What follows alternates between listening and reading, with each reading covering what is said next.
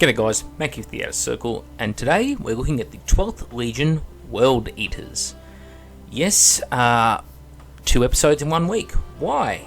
Well, I'm trying to get through them all. People are just frantically asking me to get through all these episodes on each Legion. What would I buy? How does it play? That kind of thing. So I'm doing my best to, get all the content out there. So I come home after work and record a little bit, edit a little bit, and hopefully we get an episode together twice a week. Anyway, the World Eaters. What do you want to know? First of all, the major question people always ask. Is melee viable in 30k? Yes. Hell yes even is the answer to that. Melee is supreme if you can get to it. And that's the kicker. But unlike 40k, in 30k there's a lot of transport options. You're not limited to, say, 1 Land Raider in a heavy support slot. You're allowed to take up to 3 Land Raiders as a squadron in heavy support, and often Land Raiders become things like dedicated transports for units like Terminators. So normally where you'd be like, I have to deep strike that unit, or I'm not sure how many squads I can take because I can only have so many Land Raiders, well, in 30k you basically get to have your cake and eat it too. So, yeah. Rules-wise with the World Eaters, well, it's a bit funny.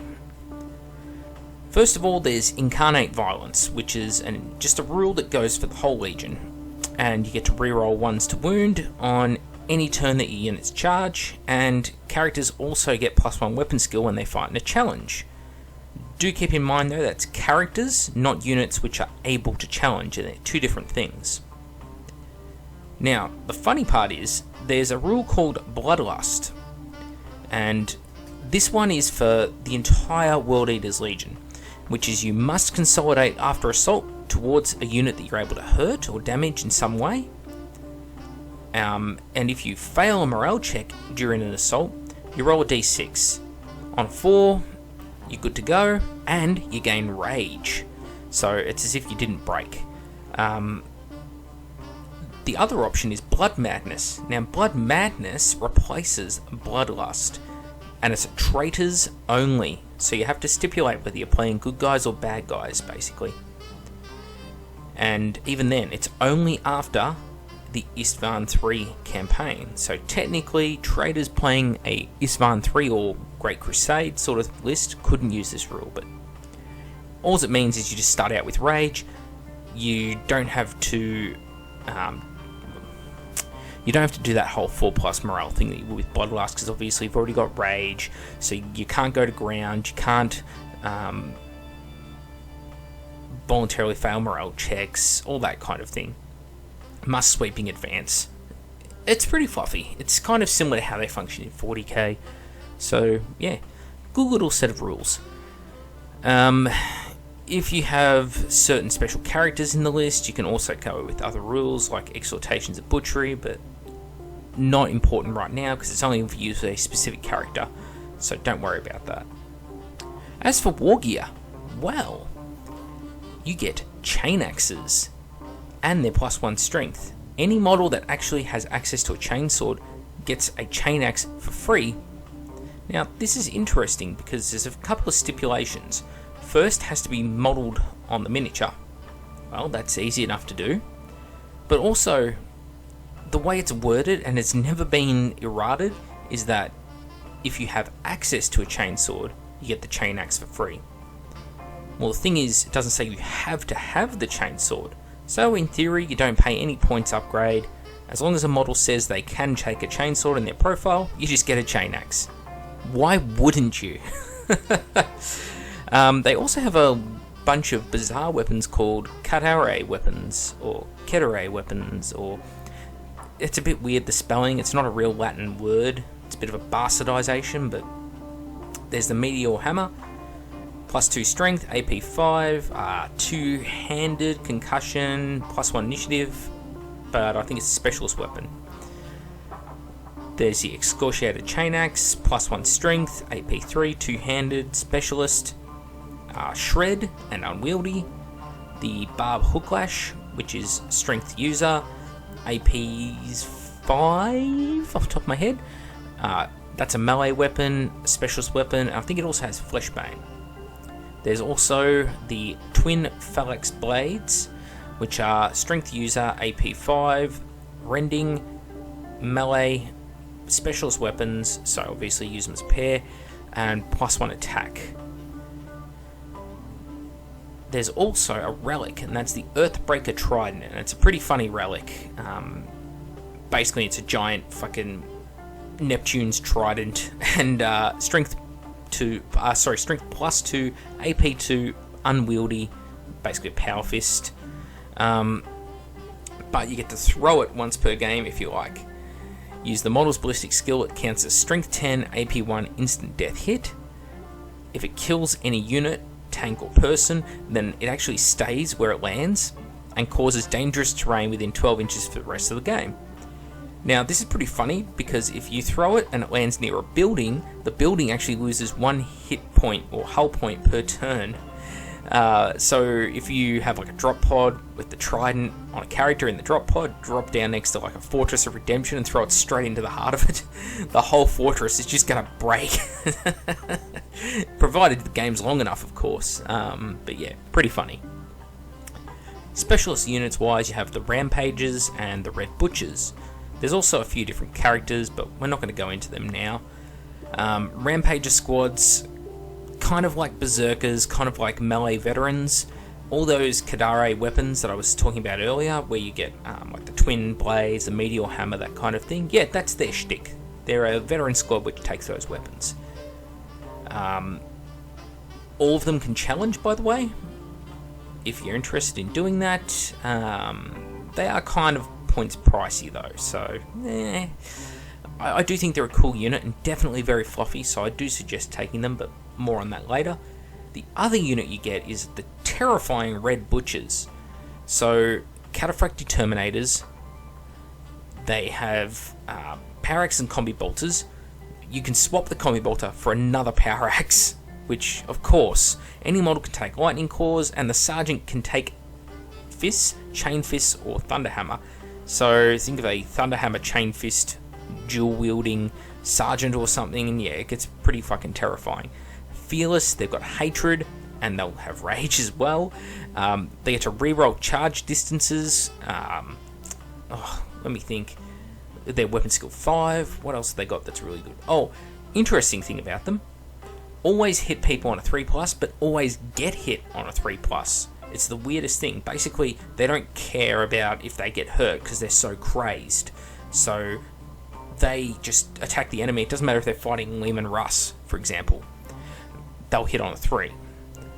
And then all of a sudden, they get hit back on a 3 because, you know, to land that hit, they're risking taking one themselves type thing. Pretty cool. They've also got a 6-up Feel No Pain. So, yeah, not bad. They can't score, and in fact, they pretty much just count as destroyed at the end of any game. And yeah, always being hit on a 3 in melee can kind of suck, especially if you're going up against things which would normally be worse weapon skill or equal in weapon skill, like Vorax, for example. Vorax can shred through these guys. Stuff that's strength 8, like other Terminators Power Fists, or yeah, you're in for trouble. Doesn't matter if you got 2 wounds when you get punched with a Power Fist. So, keep that in mind. But anyway, that's pretty much it for the World Eaters. Do know this, all of the special characters are pretty good, and Angron the Primarch is brilliant. Problem is, though, they are one of the legions that has been hurt by the power creep of the game over the last 5 years. So, you can't just throw them mindlessly at the enemy. You do have to have some kind of tactics. I know that sounds horrible for a World Eaters player, but it is what it is. So anyway, on with the models. So, Khan the Bloody. This is Khan the Betrayer, back before, well, he was the Betrayer. And it's a lovely model, this one. It comes with different weapon options. You can give him Gorechild, you can give him... he's got this weird weapon, like meat cleaver type thing, which you can also use. Look at that, jumping through the air, he's happy. Also comes with a different head. Comes with a helmetless head, if you so desire. Not many people choose to put him without the helmet, but, you know, options there. You now know what he looks like. He looks a lot like Callus Typhon. Considering they were sculpted by the same guy, I think I know why. And funny enough, his plasma pistol looks like his 40k plasma pistol with a little skull on it and everything. He's got bits of his armour carried over, and in fact the helmet is the same as his 40k one, but without the bunny ear crest. I love this model. You don't have to use him as Khan, you can use him as any generic sort of Legion Praetor, if you so like, a Centurion, whatever floats your boat. I just think it's a cool model. Everyone who wants to collect World Eaters seriously needs to buy one. Now, when it comes to the second HQ, you want to pick something that buffs your army. Now, thematically, librarians were not very well liked in the World Eaters. In the fluff, they basically set off the butcher's nails and dudes' heads just sort of explode, they start hemorrhaging out the eyes. You know, minor little things like that. So, chaplains. Now, when it comes to chaplains, Forge World doesn't do them yet. This is a bit of a problem unless you collect word bearers, in which case there's 101 different chaplains you can pick from. But word bearers are creepy and don't look anything like anyone else, so we can't use those. As for the Games Workshop ones, Cassius is probably the closest you come to something you could use in 30k, because he is wearing Mark IV armour, but it's pretty stylised. Although the Dark Angels chaplain, good to go for Dark Angels. So I would generally avoid all of these different chaplains I'm showing now because they're all 240k, especially the Primaris ones. They've got the wrong marks of armour, and the fact is they were wielding Croziuses and that kind of thing. You would not do that in 30k. The Power Maul is not the best weapon to put on a chaplain. The Crozius is whatever power weapon you pick in 30k, so axe, sword, mace. Don't limit yourself. There's the other option of chaplain for 40k, which is from the Space Marine Heroes box, but then you've got to buy 3 plastic kits. You don't just get the chaplain, you get a sort of captain dude, and you get a librarian. They're all in the wrong armour. Some people are real sticklers for it. I'm sort of a, if you've put enough effort in, I don't care type. Just don't do it through the whole army. But this chaplain, he's pretty good to go. But an even better idea is to use the Betrayal at Kelth chaplain, because you are going to buy a box of Betrayal at Kelth, aren't you? And I'd just give him a World Eater's helmet. You can buy one of these World Eater helmet upgrade sets. There's the Mark II helmets. You get this awesome one with a crest, or little spiky parts on the helmet, or even a guy with the butcher's nails embedded in his head. Because of course, butcher's nails, they're good to go. Now, they're an option, or you can go for the veteran style with the bunny ears. I don't really like these because just the one helmet sculpt over and over again. I definitely think that these helmets look much, much nicer, especially old mangled face boy. Could you imagine just this crazy chaplain running at you? So yeah, Betrayal at Kelth chaplain, chop his head off before you glue him together, and then pop one of these resin heads on with a bit of super glue. Set. What else have we got here? The World Eaters Legion Support Cadre. This gives you the Contemptor, always take a Contemptor, the Rampagers, and the Red Butchers. All 3 are units you want in your army. They're very thematic, they look fucking awesome painted up. Do it. Funny little note though, when I was looking at this video and putting all the units up to display them, why is a Custodes part of this bundle? It's called the World Eaters Legion Support Cadre, and in the pictures, well, someone messed up here because apparently a bunch of Custodes, a transfer sheet, a bit of a starting army. Good to go, right? Yeah. Don't do cocaine when you're updating the Forge World webpage, guys. Anyway, the units themselves. This is the Dreadnought. It is one of my favourite Dreadnoughts, actually, for 30k. It's not over the top with its iconography like some have sort of become later on down the line. It's pretty basic. It's just one single knee pad, a little bit on the chest, a little bit on the shoulders. That's it. That's all there is to it. A lot of the later Contemptor Dreadnoughts have, like, you know, big floral leaf wreaths and leaves and shit all over the chest, and both their knees are covered in stuff, and there's stuff sculpted into the greaves. And no, you can do whatever you like with this. The more basic, the better. I love this Dreadnought. Another one that's really good is also the Death Guard Contemptor. And the funny part is, this and the Death Guard Contemptor are both some of the earliest sculpts they did for 30k. How cool is that?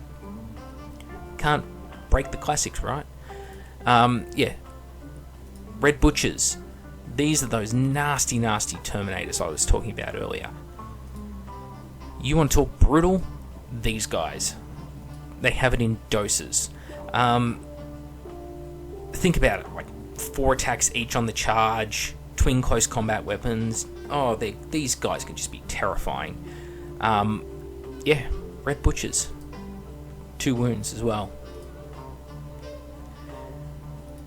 We've also got the Rampages, which again is like your veteran squad.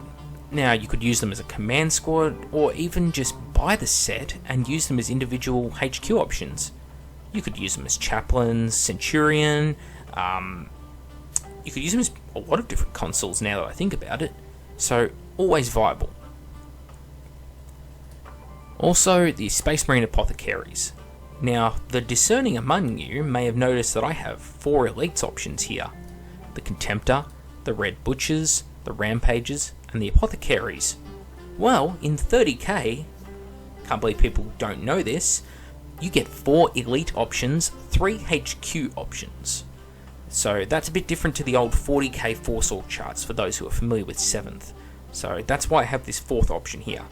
Why Apothecaries? Because they're fantastic. You can use them as the HQ option, the Primus Medicae, or you can use them as a regular Apothecary and join them to your troop squads. Speaking of which, we finally got there. The troops. Betrayal at Kelth. Of course Betrayal at Kelth. Why wouldn't you? Not only for the fact that you get a bunch of Space Marines in it. This version I'm showing, of course, has the resin upgrades, but you don't need the resin upgrades. You don't need the torsos or anything like that. I just like to use it because I love to use the Legion task force each week. So obviously you get your 30 power armor infantry. That's the core of your army right there. On top of that, yeah, you get some upgrades you might use elsewhere. You get the Terminators, you get your crappy Contemptor, but you get your 2 HQs. And both the HQ options are very viable, either as a chaplain or as some sort of Terminator commander. If you cut their heads off, again, before assembly, their head is on a sort of pin of plastic that joins to their legs. Cut the pin off, and then you can change their head out for something more Legion authentic. For those who don't like painting flesh, for example, on the head, you could put one of those sort of awesome World Eaters helmets on that I was showing you earlier. One of these will comfortably fit inside that Terminator armor, and it looks quite good. And same thing again for the chaplain. You don't have to go with this Mark IV helmet with the crest. No, just cut it off, put in a helmet you do want. And while you're at it, cut off the weapon at the wrist and maybe change that out as well. The beauty of those World Eater Rampages is you actually get spare weapons in the kit. You will not use all of these weapons up on the squad. So anyway, earlier on I was talking about the fact that when it comes to the infantry, they must have the chain axe represented on them. Well, some people will be sitting there right now going, chain axes, where am I going to get all those from? Am I going to have to buy them?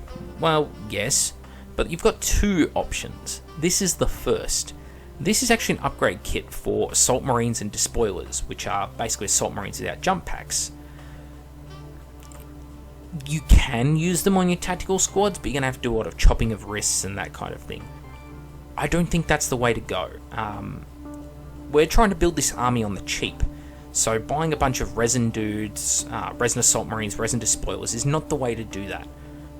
I instead would just suggest buying chain axes on their own, which Forge World does sell. They're actually in the Chaos Space Marine section.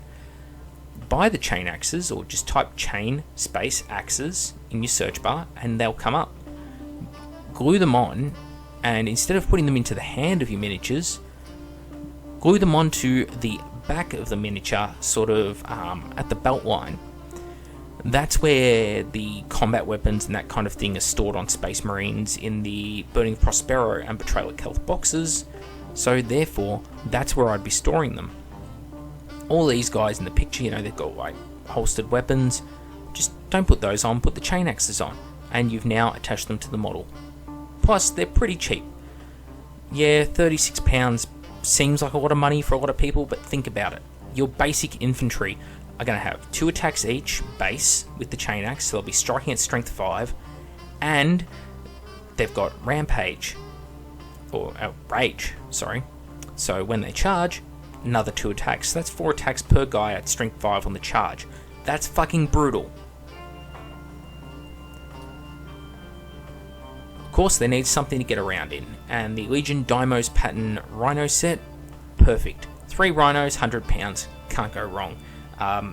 For some people that probably seems very expensive, but again, as always, I'm an Australian, that's cheaper than 3 Games Workshop rhinos. And, you know, this is only if you want to be completely accurate. There is nothing wrong with using the 40k rhino, provided it has the right paint job in 30k. It was a legitimate pattern used at that time, just not very common. Of course, scimitar pattern jet bikes, they're in a lot of lists because they're fast, they're strong, and think about them. They're strength 4, strength 5 with chain axes, can't go wrong. Make them a command squad, make a character out of them, lots of different options of what you can do with them, and plus these are already painted in beautiful World Eaters colours. Now, earlier on we spoke about the Red Butchers. Now, if you want to put the Red Butchers and a character in the same unit together, they won't fit in a Land Raider. You have 2 options, the Spartan or the Storm Eagle. Technically there's also the Kestis Assault Ram, but it's not been sold for months. It's always out of stock, so that's why I don't use it in these videos. But anyway, the Storm Eagle. 2 las cannons, a twin-linked multi-melter, and basically 2 whirlwind missile launchers on top. I love Storm Eagles. I had 2 in my Raven Guard Legion force. The beauty of the Storm Eagle is you fly on, it's basically a flying Land Raider, it's armor 12 all round, it has armored ceramite. You rock up, you see an enemy tank or a Terminator squad, you fire all these lovely AP2 goodies into them, and then you use the power of the machine spirit to fire your big pie plates off the back into something more fragile. And then insult to injury, next turn you go into skimmer mode and you dump a whole bunch of Red Butchers and a character into someone's face. Very effective. Another beautiful thing about the Storm Eagle is in air-to-air combat, it is phenomenally strong because again, armor 12 all round when a lot of the other flyers are only armor 10 or 11. And you've got 2 las cannons and a multi-melter.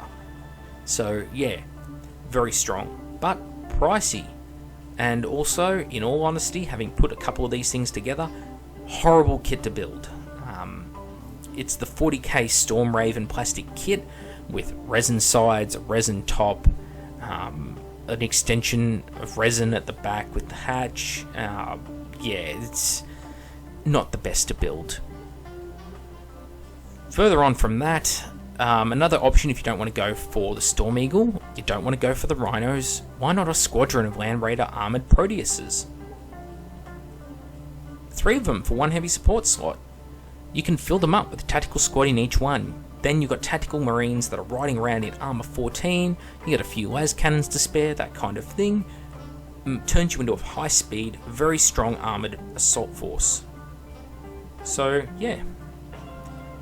Lastly, the Leviathan Dreadnought. And as always, Siege Claw and Siege Drill.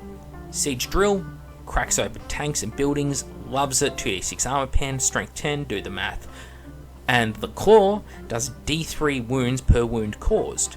So whilst you may not be able to instant kill those big Mechanicum nasties or the Eternal Warrior miniatures, even Primarchs are scared of this thing, because when it lands hits, 2 wounds on a Primarch, potentially, if you roll well, kill a Primarch.